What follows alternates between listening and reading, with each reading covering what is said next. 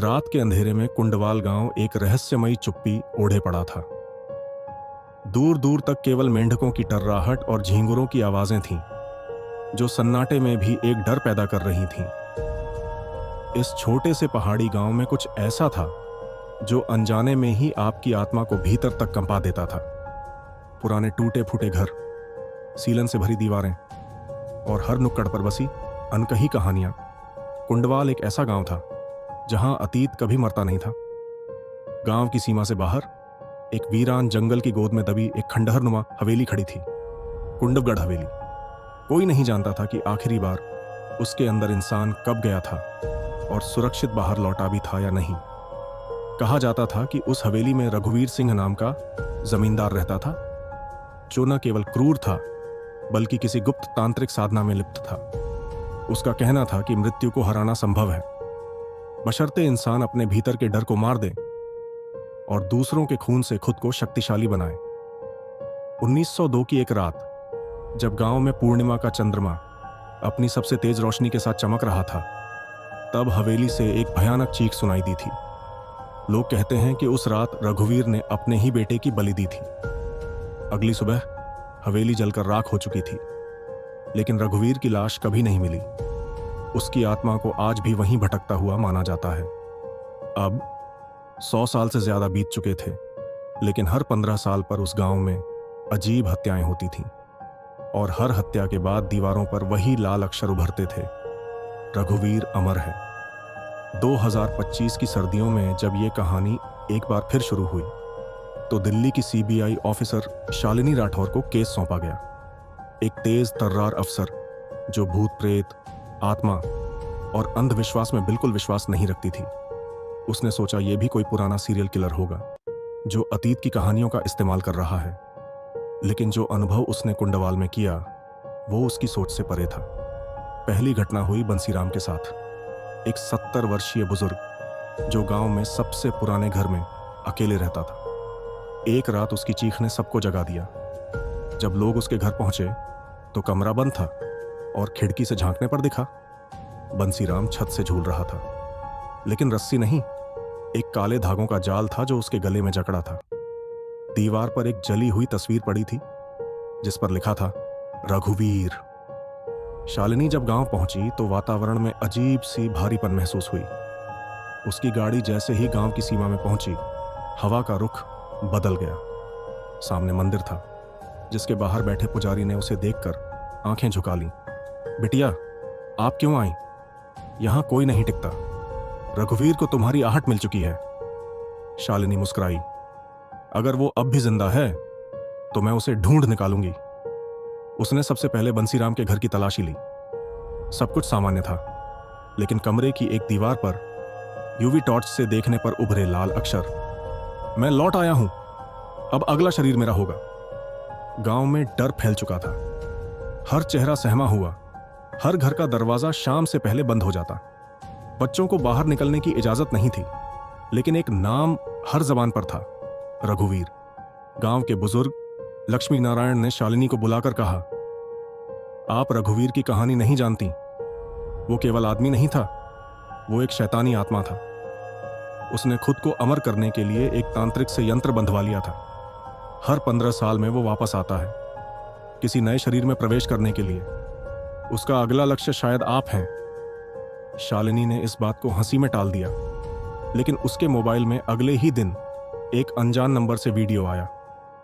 Video में एक पुराना कमरा था। दीवारों पर खून से बनी आकृतियां थीं और बीच में बैठे एक आदमी के शरीर से जैसे धुआं निकल रहा था। वीडियो के अंत में एक चेहरा दिखा, बिल्कुल वैसा ही जैसा रघुवीर की पुरानी तस्वीरों में था, और वो बोला, अब तेरा नंबर है शालिनी राठौर। शालिनी के लिए अब ये सिर्फ एक केस नहीं रहा, ये उसकी जिंदगी का सबसे डरावना सफर बनने वाला था। उसने गांव के बाहर की उस हवेली, कुंडवगढ़ हवेली में जाने का फैसला किया। हवेली एक खंडहर में बदल चुकी थी, लेकिन उसके पत्थरों में भी खून की बू आ रही थी, जैसे हर ईंट चिल्ला रही हो, हमें मत छुओ। अंदर कदम रखते ही शालिनी को जमीन पर एक पुराना तांत्रिक यंत्र बना मिला। यंत्र के बीचों बीच एक खोपड़ी रखी थी, जिसकी आंखों में अब भी कुछ चमक थी। दीवारों पर लिखी इबारतें संस्कृत में थीं। मृत्यु को जीतना है तो मृत्यु का ग्रास बनो। उस रात शालिनी ने उसी हवेली में रुकने का निर्णय लिया। आधी रात को हवेली की दीवारें खुद ब खुद हिलने लगीं। एक दरवाजा जो पहले दिखाई नहीं दे रहा था खुल गया और वहां नीचे जाने वाली सीढ़ियां थीं जो गहराइयों में कहीं जा रही थीं। शालिनी ने टॉर्च ली और नीचे उतर गई। हर कदम पर हवा और भारी हो रही थी। उसके सामने एक अजीब सी आकृति उभरी, एक इंसानी शरीर लेकिन चेहरा जला हुआ, आंखें लाल और हाथों में रक्त से सनी माला।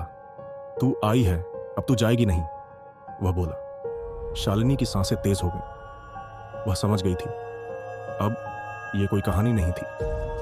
रघुवीर अब भी जीवित था, आत्मा के रूप में, और अब उसका अगला माध्यम खोज रहा था। शालिनी ने साहस बटोरते हुए जेब से मंदिर की राख निकाली जो गांव के पुजारी ने उसे दी थी। जैसे ही उसने राख उस आकृति पर फेंकी, वह जोर से चीखा और एक पल को गायब हो गया। हवेली की दीवारों पर तेज कंपन हुआ और एक कोना गिर पड़ा। उस कोने के पीछे एक गुप्त कमरा था। शालिनी ने अपनी टॉर्च से देखा, वहां कई पुरानी डायरियां रखी थीं। उसने एक उठाई और पढ़ना शुरू किया। मृत्यु केवल अंत नहीं है, यह एक द्वार है। जिसने द्वार को अपने हाथों से खोला वह रघुवीर है। मैं अब अमर हूं। मेरा अगला शरीर वह होगा जिसमें डर ना हो, केवल जिज्ञासा हो। शालिनी कांप उठी। क्या रघुवीर उसे ही चाहता था क्योंकि वह डरती नहीं थी? उसी वक्त हवेली में एक जोरदार आवाज गूंजी। हवा में खून की गंध थी और हर दिशा से वही आवाज आई, शालिनी अब तू मेरी है। वह भागने लगी लेकिन सीढ़ियां अब गायब थीं। वह तहखाने में फंस चुकी थी। तभी एक हाथ पीछे से उसकी गर्दन पर पड़ा। शालिनी ने पलटकर देखा। रघुवीर की आत्मा उसके सामने खड़ी थी, लेकिन इस बार उसका चेहरा शालिनी जैसा था। अब तेरा शरीर मेरा होगा, आत्मा ने कहा। शालिनी ने अपनी जेब से वह आखिरी चीज निकाली जो पुजारी ने दी थी, एक चांदी की ताबीज।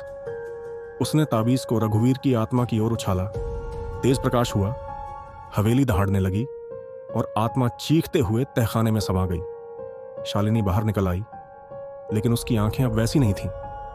वह शांत थी, पर उसकी चाल में अब रघुवीर की परछाई थी। वो रात बीत गई, लेकिन गांव अब भी डरा हुआ था। अगले दिन गांव के तालाब में 2 बच्चों की लाशें मिलीं, जिनकी आंखें फटी हुई थीं और गले पर वही तांत्रिक निशान उभरे हुए थे। शालिनी सब कुछ देखती रही, लेकिन उसके चेहरे पर कोई भाव नहीं था, जैसे अब उसमें कुछ बदल चुका था। रात को जब शालिनी अकेली अपने कमरे में थी तो उसने आईने में देखा। उसकी परछाई अब उसकी नहीं थी। आईने में वही चेहरा था, रघुवीर का। एक धीमी आवाज गूंजी, अब तू नहीं, मैं हूं। शालिनी ने धीरे धीरे मुस्कुराना शुरू किया और तभी बाहर गाड़ी का हॉर्न बजा। सीबीआई की टीम आई थी उसे लेने, पर वे नहीं जानते थे कि अब शालिनी नहीं, कोई और है, और अब असली हत्याएं शुरू होंगी। सीबीआई की टीम ने शालिनी को वापस दिल्ली लाकर एक मानसिक स्वास्थ्य केंद्र में भर्ती करवा दिया। उसके चेहरे पर अजीब शांति थी, लेकिन उसकी आंखें अंदर कहीं गहराई से चमक रही थीं। डॉक्टरों ने कहा कि उसे ट्रॉमा इंडस्ट्री आइडेंटिटी डिसोसिएशन हुआ है, पर कोई नहीं जानता था कि उसके अंदर अब रघुवीर सांस ले रहा था। इधर कुंडवाल गांव में हालात और भी डरावने हो चुके थे।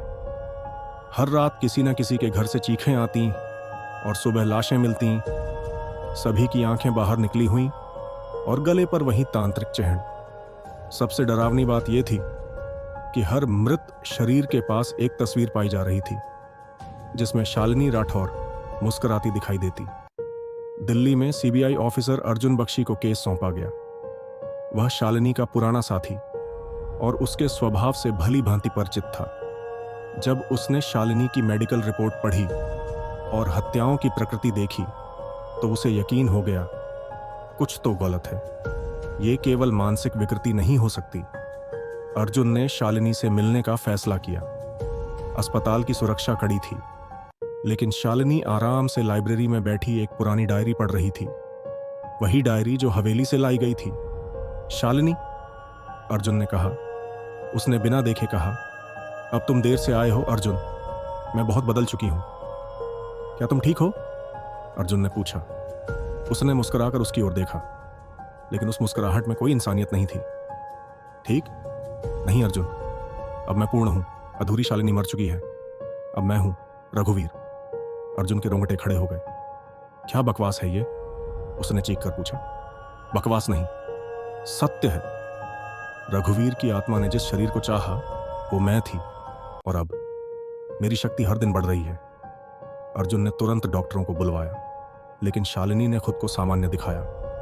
सब हंसी में उड़ गया। उस रात अर्जुन ने शालिनी की निगरानी शुरू की। अस्पताल के सीवीसी में जो दिखा उसने उसके होश उड़ा दिए। रात के 3:43 पर शालिनी सीधी खड़ी रही, आंखें पूरी तरह काली, और उसके सामने हवा में कुछ उभरता दिखा, जैसे एक और आत्मा, और फिर वो गायब हो गई। अर्जुन ने अब तय कर लिया, वह कुंडवाल जाकर सबूत इकट्ठा करेगा और रघुवीर के रहस्य को खत्म करेगा।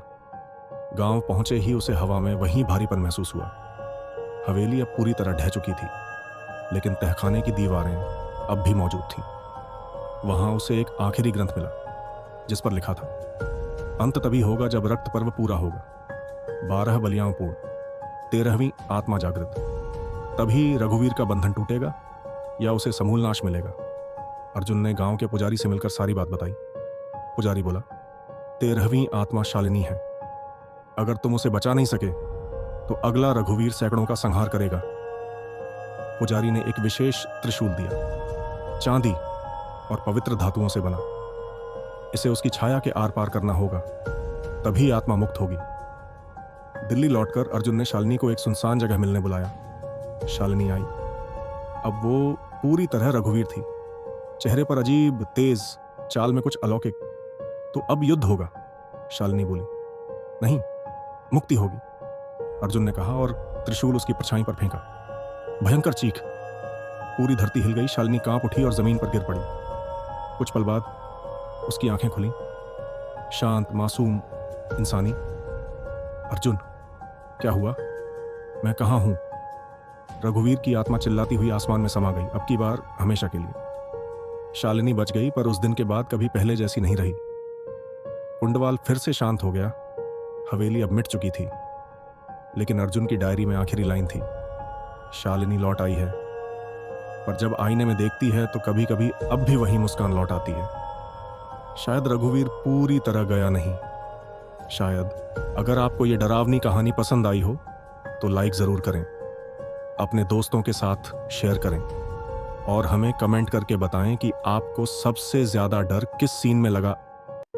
ऐसी ही और भूतिया कहानियां सुनने के लिए चैनल को सब्सक्राइब करना ना भूलें, क्योंकि अगली बार शिकार आप भी हो सकते हैं। धन्यवाद।